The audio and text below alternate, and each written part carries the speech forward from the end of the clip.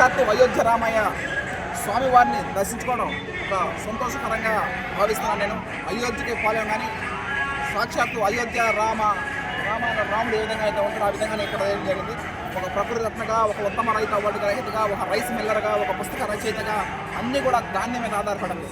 ఒక కింద కూడా తడవకుండా స్టోరేజ్ చేసి జాగ్రత్తగా శ్రీరామ పరదనం అప్పుడు అందుకే అక్కడ పది మరి చూపించాము. సాక్షాత్తు ఆ శ్రీరాముడిని దర్శించుకోవడానికి ఈరోజు రావడం జరిగింది.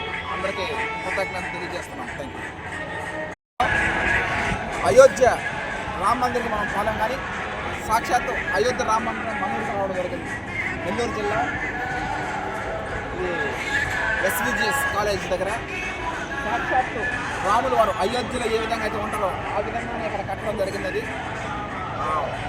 రామచంద్ర ప్రభువుని, సీతాదేవిని, లక్ష్మణ ఆంజనేయ స్వామిని దర్శించుకోవడం అంటే ఎవరైతే అయోధ్యకు పోలేరో వాళ్ళ కోసం నెల్లూరు జిల్లా వాసులకి, ప్రత్యేకంగా నెల్లూరు నగర ప్రజలకి ఈ రాములు వారు సెట్ చేయడం జరిగింది.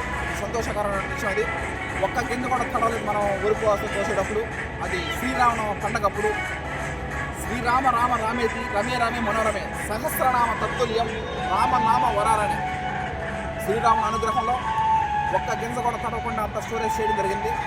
అదంతా ఆ దైవానుగ్రహం. అందుకే అఖండ భజన పటేల్ నగర్లో అఖండ భజన కూడా చేపించాం. మననే 24 గంటలు కంటిన్యూస్గా అఖండ భజన చేపించడం జరిగింది. ఇప్పుడు సాక్షాత్తు అయోధ్య రాముల వారిని దర్శించుకునే భాగ్యం కలగడం సంతోషకరమైన విషయం. Thank you.